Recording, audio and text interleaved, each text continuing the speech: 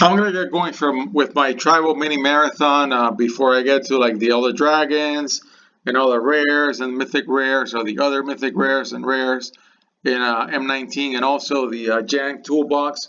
Before I get to all that, I'm gonna run through the remaining tribes. This was gonna be the second video, but it's really the third because the one of two got split into two. I talked for a long time. I'm not sure if this one's gonna get split too. We'll just keep going and see where we are in 20 minutes. So again, the enablers that I've mentioned in every single video, sometimes somebody will watch just one video and not be in the playlist. And so I like to include something that tells them, if you have not seen any of the other videos in the playlist, this video is video number 3 in a playlist that talks about me using these two enabler artifacts to build a series of Brawl tribal decks. So every single Brawl deck is going to have a specific tribe. Elves, warriors, soldiers, be what they be. There are also other enablers. Unclaimed territory is the one that I'm definitely using. I'm not using Metallic Mimic because all these are online decks and I don't have it online. And I am using Radiant Destiny whenever I'm on white, even though it's going to take 10 permanents for me to be able to use it. I'm still going to try it. The tribe counts, the first video in the series is the one where I really went into gory detail for this table.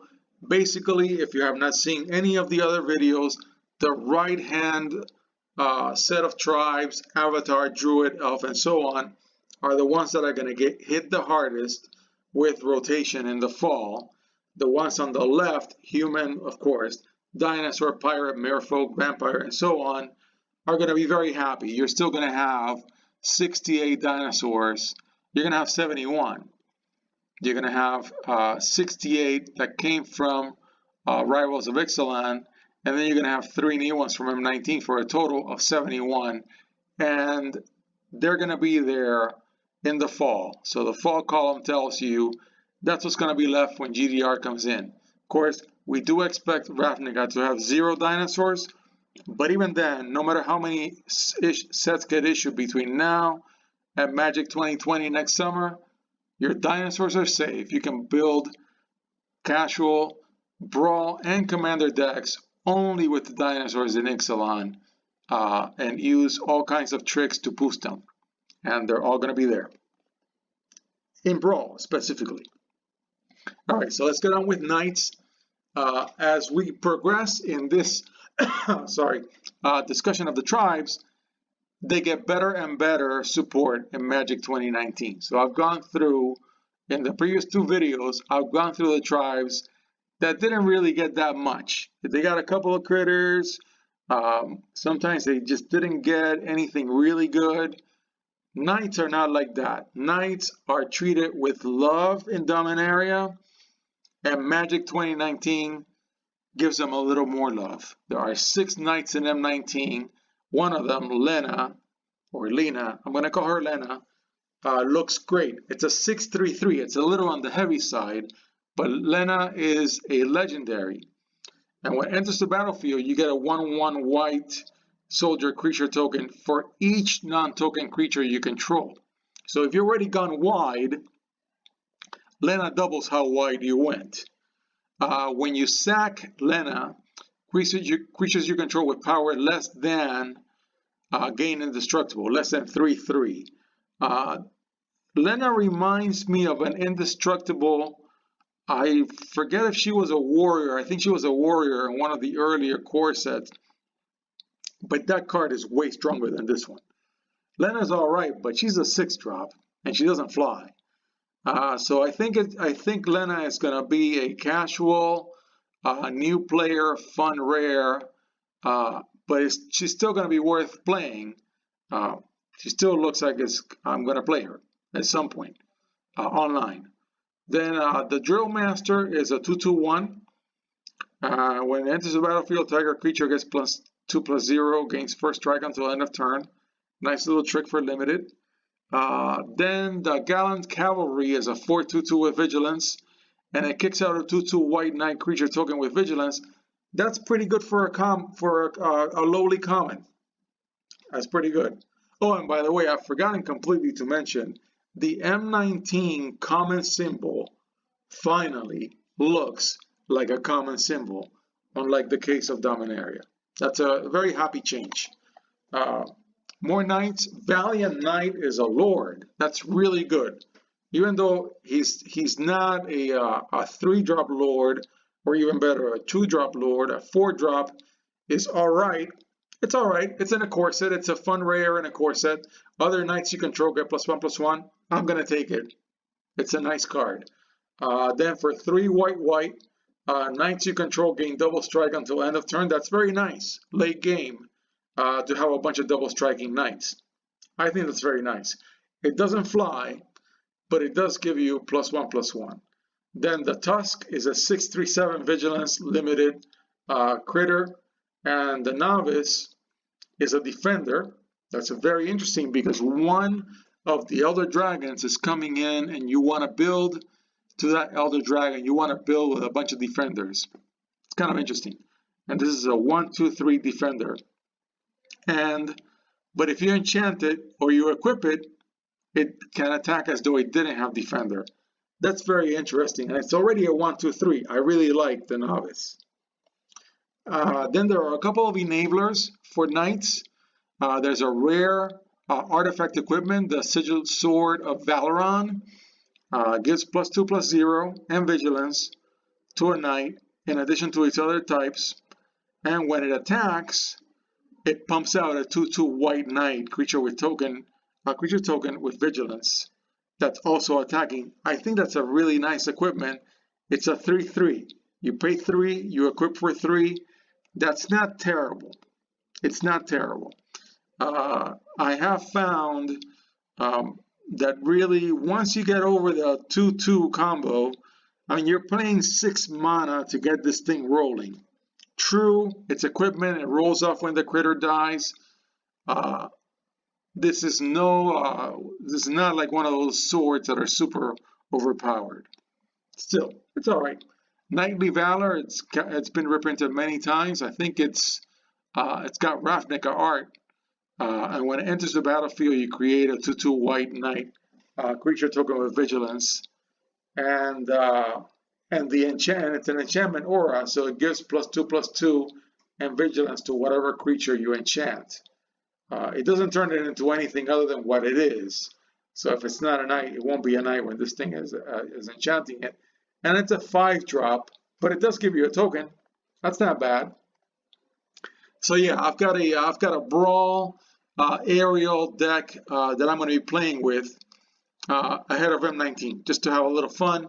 And it does have Radiant Destiny. I want to give it a whirl, see what happens. The Warriors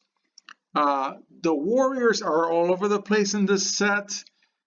I don't really think there is a warrior deck, and I'm mentioning it because there's a cat deck, and the cats, some of them are warriors. There's a goblin deck, and the goblins are also warriors. But I'm mentioning warrior here just to be inclusive, just to be taking care of every single tribe mathematically, if you will. So yes, there will be 40 warriors in the fall after the 67 Kaladesh and Amonkhet warriors cycle out. That's a lot of warriors right now. It's 107. Yet, from M19, I'm not seeing a warrior-specific strategy.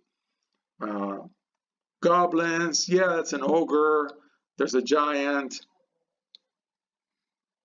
I'm not planning to build to these guys.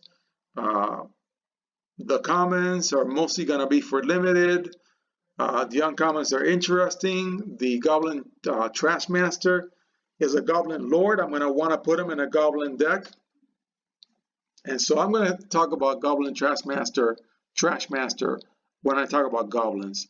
And I'm going to talk about Oresco Swiftclaw when I talk about cats. I'm not really going to do warriors. And so on. There's an elf warrior. There's a centaur warrior from Theros. More goblins. They're all in some other deck. They're not really in a warrior deck. more of the same. There's a skeleton warrior, but it's really the reassembling skeleton is in this core set, in my opinion, to help new players understand how reanimation works. And the Brawl Bash Ogre, it's just a red-black for a red-black deck. That's all it is. It doesn't really matter that it is a warrior. And as you can tell, I did not build a warrior Brawl deck online that I'm going to be playing around with.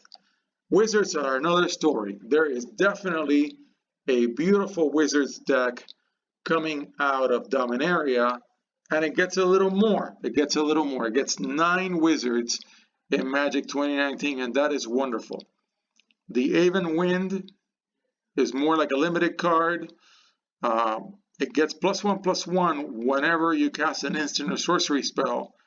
For a 3/2 flyer, that's not bad if you're playing a blue-red deck, even in limited. I think in limited, if I had an instant and sorcery heavy deck in limited, which would mean that I was going to lose, which is what happens to me. I'm the guy who plays blue unlimited in limited. That's how bad I am. I would be playing this guy. Then the Exclusion Mage, when it enters the battlefield, you get a free unsummon. Return target creature an opponent controls to its owner's hand. That's not bad. It's a 3/2. It doesn't have evasion though. The Aven is a flyer. That's interesting. Mistcaller, I mentioned him before. The fact that he's a merfolk I don't think is relevant. The fact that he's a wizard is a lot more relevant. And he's a hoster for reanimation decks. It's an interesting card. I love the artwork. Then more wizards. Omen Speaker, of course, a great comment from Theros. Then the Mystic Archaeologist, 2/1, does nothing else. It can draw you cards for 5, 2 cards for 5. That's okay. It reads like a fun rare for a core set, not like a bomb rare that would go into many decks. It's still interesting. Then the Salvager is a 5/2 for limited. Enters the battlefield, return target instant or sorcery card from your graveyard to your hand. It's for limited. Then the Tolarian Scholar, of course, a vanilla 3/3. The Pyromancer is quite another story. I think this is a very strong card. 2/2, so it's a bear. You play 1 red and you tap it, you can discard a card and then draw a card. Very important that it doesn't say draw a card, discard a card. You choose something to discard, so you already know you don't want it, and then you draw something. I guess it's the same. No, because if you draw the card, then you have a wider selection to discard. Actually, draw and discard is better than discard and draw. Never mind. Then for 2 red, you tap it, and it deals 4 damage to target creature. That's pretty good. I think that's pretty good. It's not like the Pyromancer from M13 that was just abusing everything all the time, but this guy is alright. And then the Viashino is for limited, deals 2 damage to target player or planeswalker when it enters the battlefield. Anytime these cards say planeswalker on them, you know that even though they're for limited, they're in the new era. And it's nicely costed. I like it. I mean, it can keep a planeswalker in check. It'll hit it for 2. That's nice. And then this card has me intrigued. Isareth the Awakener is a legendary human wizard. It's a 3/3. I really want to think about this card. When it attacks, you may pay X. When you do, return target creature card with the same CMC X from your graveyard to the battlefield with a corpse counter on X on it. If it would leave the battlefield, exile it. Okay? X. So the X is what you pay. So that is kind of interesting. You're still paying for it. So if you have a 6-drop critter in the graveyard, you're going to pay 6. So it effectively allows you to cast something from your graveyard fairly. So it's not a reanimator target. and it's when it attacks, and it's got death touch. So you're maybe able to attack with it more than you would normally with a 3/3/3. I like this card. I really like it. Then I built a wizard deck, blue-red, with Atlas. I could have built it with Joyra. I'm going to have a lot of fun, I'm sure. It's got Trophy Mage, which searches out for an exactly CMC3 artifact. And now we know that Crucible of Worlds is coming in Magic 2019. So I like Trophy Mage a lot, even though it's going to cycle out because it's in Ether Revolt. Soldiers. It's all about cats. Soldiers are all over the place. There's a cat deck in here, and it doesn't matter that they're soldiers. And I think I'm going to discuss them with the cats, but I'll discuss them now just in case I forgot. So, of course, I love Ajani's Pride Mate. Love this card because it can get so big, so big. You can have a deck with all these other cards that just gain you 1 life, and it doesn't even matter what they gain you. They just gain you life. And before you know it, if nobody has a way to kill it, if all they have is a lightning bolt that comes in too late, this thing is a 5/5 in no time. Then the Leonin Vanguard, at the beginning of combat on your turn, if you control 3 or more creatures, it gets +1/+1, and you gain 1 life. That's all right, but controlling 3 or more creatures is a lot harder than some people think. Then the Leonin 4/4/4. These cats don't fly. When it attacks, create 2 1/1 cats with lifelink that are tapped and attacking. That's okay. It's not as good as the cat in Born of the Gods that is a 3-drop. This guy is a 4-drop. And I think that dude is a legendary. This guy is not a legendary. Still all right. It's all right for a core set. Then, of course, we know that Lena kicks out soldier tokens. And we know that Loxodon is an elephant soldier. So what? And Mentor of the Meek is a soldier, but it doesn't really matter. It's a fantastic reprint from Innistrad because whenever another creature with power 2 or less enters a battlefield under your control, you may pay 1, you draw a card. I have drawn so many cards out of this critter, it's not even funny. It's a fantastic card. One of the better rares in the set, in my opinion. More soldiers that are all over the place. They're in the vampires, they're in the humans, they're in the zombies. So the Bugler is a 3/3 with vigilance. When it enters the battlefield, you look at the top 4 cards of your library. You may find a creature with power 2 or less and put it into your hand, and the rest at the bottom of your library. That's not bad. You get to do it once. Top 4 cards. That's legit. It's got vigilance. I'll take it. And then the Marshal, which I'll discuss with the zombies, but I'm going to talk about it here anyways. For 2 black, I think I already talked about this. I think I already did zombies. I'm getting old. I did do zombies already. And I did do vampires already too. I'm just showing here that it is also a soldier. And then there's a soldier sorcery. For 2 red-white, you create 2 1/1 soldier creature tokens, and until end of turn, creatures you control get +1/+1 and gain haste. Yeah, so that means that those tokens also gain haste. I think this is a pretty good move. Pretty good move, especially if you got a bunch of critters ready to attack. And you've cast something and you want to give it haste immediately. I think this is really nice. Then finally, we're on to the goblins. And I think I'm on slide 22, and I'm going to stop. And so then what would have been the second video, but it's really going to be the 4th video, is going to begin on goblins. Thank you.